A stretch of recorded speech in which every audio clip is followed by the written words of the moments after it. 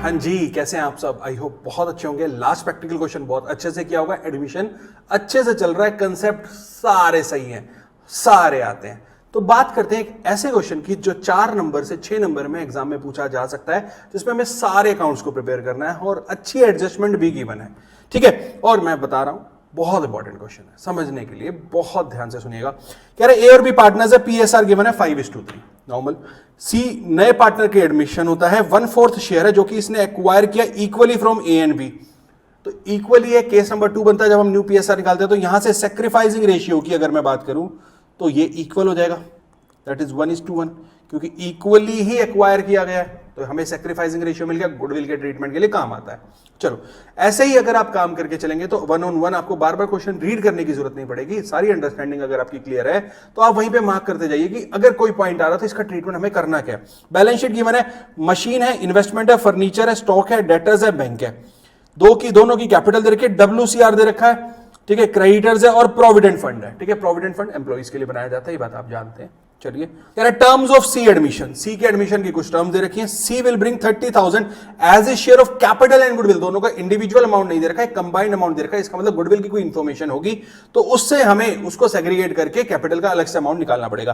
तो गुडविल को कैलकुलेट करने के लिए बताया, goodwill is valued at 3 year purchase of average super profit of last 4 years। Average profit दे रखा है, नॉर्मल प्रॉफिट दे रखा है। तो सुपर प्रॉफिट तो हमें पता ही है, average profit minus normal profit. Super profit हमें पता ही है, average profit minus normal profit. तो यहां से हमारा सुपर प्रॉफिट तो 8,000 कैलकुलेट हो ही रहा है, 20,000 माइनस 12,000। ठीक है, तो इंटू 3 कर देंगे तो हमारा गुडविल अमाउंट आ जाएगा 24,000। उसके अकॉर्डिंग फिर हम सी का शेयर निकालेंगे। चलो आगे देखेंगे, तब देखेंगे। Furniture is under valued bye 12,000। Furniture under value 12,000 से, तो इसको इंक्रीज कर देंगे, एसेट इंक्रीज हो जाएगा। Value of stock is to be reduce to 13,000। 15,000 जो दे रखा है उसको 13,000 बनाने में 2,000 से स्टॉक डिक्रीज हो जाएगा। पीएफ रेस करना है 1,000 से, यानी लाइबिलिटी को इंक्रीज करना है 1,000 से, हो जाएगा जी। Creditors are unrecorded to the extent 8,000। 8,000 के क्रेडिटर्स हमारे अनरिकॉर्डेड है, ठीक है, कोई इशू नहीं है जी।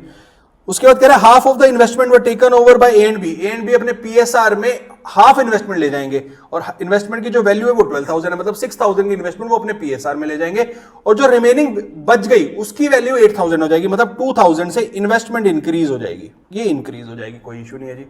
कह रहे prepare revaluation account, capital account and balance sheet of new firm. आओ सॉल्यूशन करते हैं। सबसे पहले बनाते हैं रिवैल्यूएशन अकाउंट। रिवैल्यूएशन अकाउंट, ये हमारे particulars amount, particulars amount, credit debit.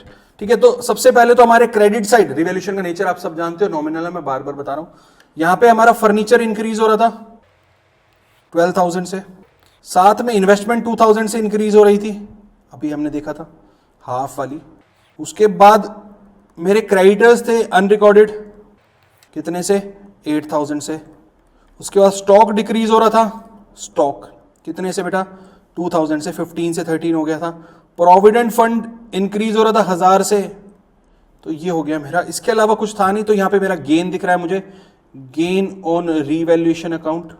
ठीक है, transfer to A's capital, B's capital. कितना अमाउंट बचता है ये चेक करते हैं। 14,000 इधर है मेरे पास, 14,000 यहाँ पे, 14,000, 10 और 1 11, 3,000। 3,000 डिस्ट्रीब्यूट होगा 5:3 में, यानी 1875 और 1125, 3,000 रुपीज। ये बन गया मेरा रिवैल्यूएशन अकाउंट। यहां तक हमें कोई प्रॉब्लम नहीं आई, हम सब जानते हैं, इजी था। चलो अब बात कर लेते हैं हम अपने कैपिटल अकाउंट की, partners capital account.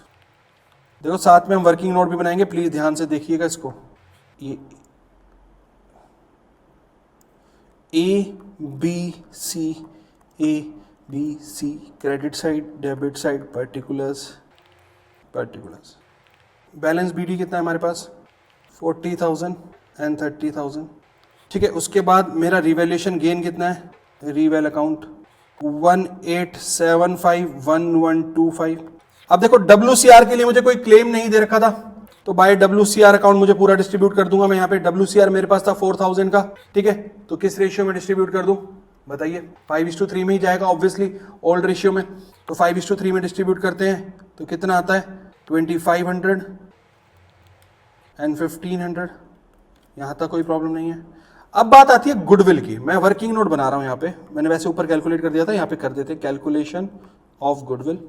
Goodwill equal to super profit into number of year purchase, और सुपर प्रॉफिट मेरा average profit minus normal profit जो कि था 20,000 माइनस 12,000, ठीक है।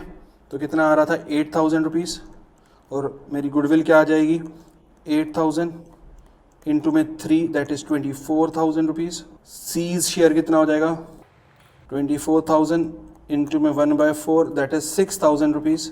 इसका मतलब 30 में से 6,000 गुडविल की है तो 24,000 कैपिटल के हो जाएंगे, वो भी हम यहाँ पे डाल देते हैं, ठीक है। तो ये लो मैं लिख देता हूँ यहाँ पे, सीज कैपिटल भी निकाल ही देते हैं साथ में, 30,000 माइनस 6,000 दैट इज रुपीज़ 24,000।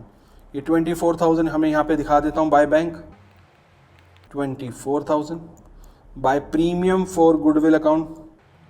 अब देखो 6,000 था और इक्वल कंट्रीब्यूशन था ए और बी का, तो 3,000 आ जाएगा, ठीक है। इसके अलावा एक इन्वेस्टमेंट थी जो पार्टनर्स लेके गए थे, ठीक है, अपने पीएसआर में इन्वेस्टमेंट 6,000 रुपीज़ की 5:3 में डिस्ट्रीब्यूट किया था, तो 3,750 और 2,250, बस। इसके अलावा कोई और अमाउंट था नहीं हमारे पास, तो यहाँ से हम क्लोजिंग बैलेंस निकालते हैं। ये 24,000 हो गया, इधर हो जाएगा 15, 45, 34, 35, 525, 35,625, और इधर हो जाएगा 3, 45, 45, 500, 47,375, बस हमारे पास बैलेंसेस निकल जाएंगे अब।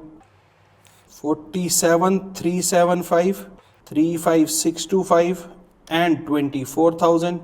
यहाँ से हम निकालते हैं टू बैलेंस सी डी, इसका तो 24,000 पूरा आ जाएगा, यहाँ पे आ जाएगा 3,3,375 एंड यहाँ पे आ जाएगा 4,3,625, ठीक है, बस आ गया। अब यहाँ से हमारी बैलेंस शीट बन जाएगी। बैलेंस शीट में मशीनरी कोई चेंज नहीं था, इन्वेस्टमेंट सिर्फ 8,000 की रह गई अब हमारे पास, जो 6,000 को हमने रिवैल्यू किया था। फर्नीचर 12,000 से इंक्रीज किया था, तो 20 से 32 हो जाएगा। स्टॉक 13 का हो जाएगा। डेटर्स हमारे 15,000 के थे। बैंक बेटा 6,000 पुराना था, 30,000 रुपीज कैपिटल और गुडविल का आया, तो टोटल 36,000 हो जाएगा। ऑल्दो हम इसको अगर ज्यादा कुछ चीजें होती तो हम इसकी अलग से एक स्टेटमेंट बना लेते, पर इस केस में जरूरत नहीं थी, इसलिए मैंने नहीं बनाई। ये हो गई मेरी लाइबिलिटीज,